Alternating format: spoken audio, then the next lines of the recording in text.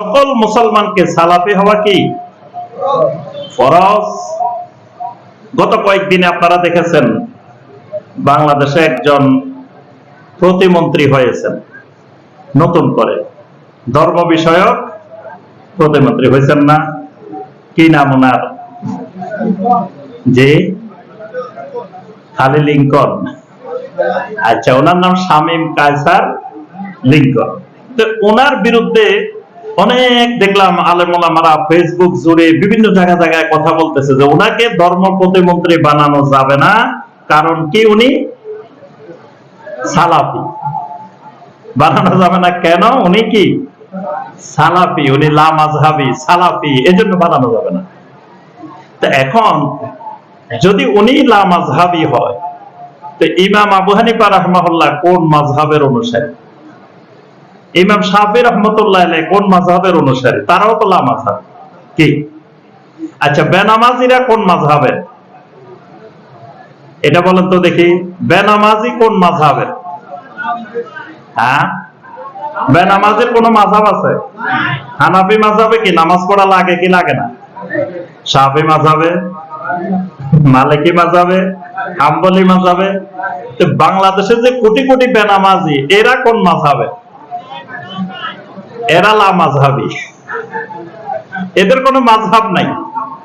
বেনামাজি কোনো মাযহাবের অনুসারী না, কারণ পৃথিবীতে যত মাযহাব আছে প্রত্যেকটা মাযহাবে নামাজ পড়া লাগে, নামাজ পড়া ফরজ। তাহলে এরা নামাজে বাদ দিয়ে দিছে, তাহলে এরা কোন মাযহাব অনুসরণ করে? তাহলে এরা কোন মাযহাবে মানে না, এরাই হলো অরিজিনাল লা মাযহাবী, কোনো মাযহাব নাই। অথচ ওই লা মাযহাবী বলতেছে যে কোন সালাফি ধর্ম প্রতিমন্ত্রী হইতে পারবে না, অর্থাৎ জাহালত, সালাফি বুঝে নেই। অথচ সে নিজেও যদি সালাফি না হয়, সে ইমানদার না, কিন্তু সেই জিনিসটা বুঝতেছে না। এই জন্য আমাদেরকে বুঝতে হবে যে সালাফদের মানহাজ অনুসরণ করা প্রত্যেক ইমানদারের উপরে কি ফরজ। আজকে 1400 বছর পরে এসে কোরআনকে ভিন্নভাবে বোঝার সুযোগ নাই, হাদিসকে ভিন্নভাবে বোঝার সুযোগ নাই। সাহাবায়ে কেরামেরা যেমনে বুঝছেন কিয়ামত পর্যন্ত ঠিক এভাবে বুঝতাম। এবার আসেন, যদি সালাফি মানহাজ অনুসরণ না করি, তাহলে অসুবিধাটা কোথায়? সমস্যাটা কোন জায়গায়? ধরেন আমি অনুসরণ করলাম না, আমি বললাম যে না রে ভাই, আমি সাহাবায়ে কেরামের অনুসরণের দরকার নাই, কোরআন হাদিসে যা আছে আমি তাই অনুসরণ করব। তাহলে কি আপনি হেদায়েত পাইবেন? কি হেদায়েত পাইবেন? পাবেন না। প্রথম দলিল সূরা আল ফাতিহা। সূরা আল ফাতিহার মধ্যে আমরা আল্লাহর কাছে দোয়া করি। কি দোয়া করি? ইহদিনাস সিরাতাল মুস্তাকিম। আল্লাহ আমাদেরকে সিরাত মুস্তাকিমের হেদায়েত দিয়ে দেন, সিরাত মুস্তাকিমের হেদায়েত দেন। এখন সিরাত মুস্তাকিমের হেদায়েত কোনটা?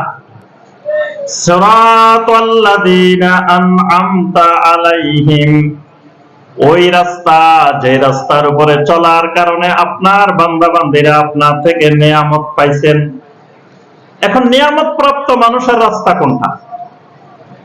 সূরা আন-নিসার 69 নম্বর আয়াতে আল্লাহ পাক ব্যাখ্যা দিয়ে দিয়েছেন, ওয়া মান ইউতি'িল্লাহা ওয়ার রাসূলা ফাউলাইকা মা'আল্লাযীনা আন'আমাল্লাহু আলাইহিম মিনান নাবিয়্যিন ওয়াস-সিদ্দীকিন ওয়াশ-শুহাদা'i ওয়াস-সালিহিন।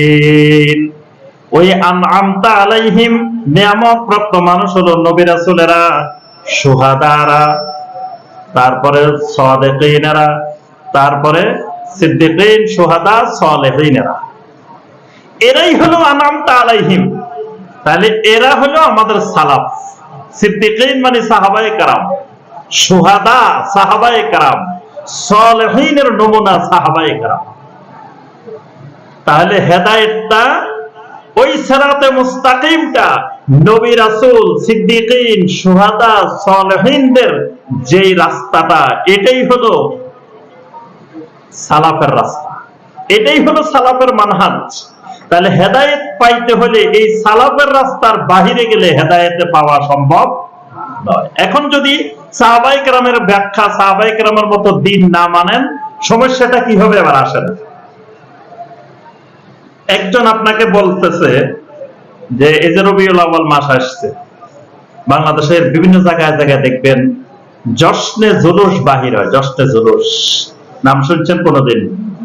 যে এখন তো মিডিয়ার যুগ, আজকেও ঢাকা শহরে অনেকগুলো জশ্নে জুলুস বাইরেছে। হ্যাঁ, তারপরে বড় বড় জশ্নে জুলুস বাইরে চট্টগ্রামে, ব্রাহ্মণবাড়িয়া, বিভিন্ন জায়গায় বড় বড় জশ্নে জুলুস, মানে নবীর জন্মে আনন্দে খুশিতে মিছিল বাহির হয়। এটার নাম হলো কি? জশ্নে জুলুস। পাকিস্তান থেকে পীর সাহেবেরা আসে বাংলাদেশে, আসি বিশাল বিশাল জশ্নে জুলুস বাহির করে বাংলাদেশ। আচ্ছা, এখন জশ্নে জুলুস বাহির করা এটা কি সুন্নাত না বেদাত? মাশাআল্লাহ, তাহলে এটা কি? বেদাত। আচ্ছা, বেদাতের কি দলিল আছে? বেদাতের দলিল আছে? দলিল থাকলে বেদাত হয় না, দলিল না থাকলে বেদাত হয়। যেটার দলিল আছে এটা কোনোদিন বেদাত হয় না, দলিল নাই দেখি বেদাত। অনেকে জিজ্ঞেস করে যে এটা যে বেদাত কোথায় পাইছো, দলিল কই?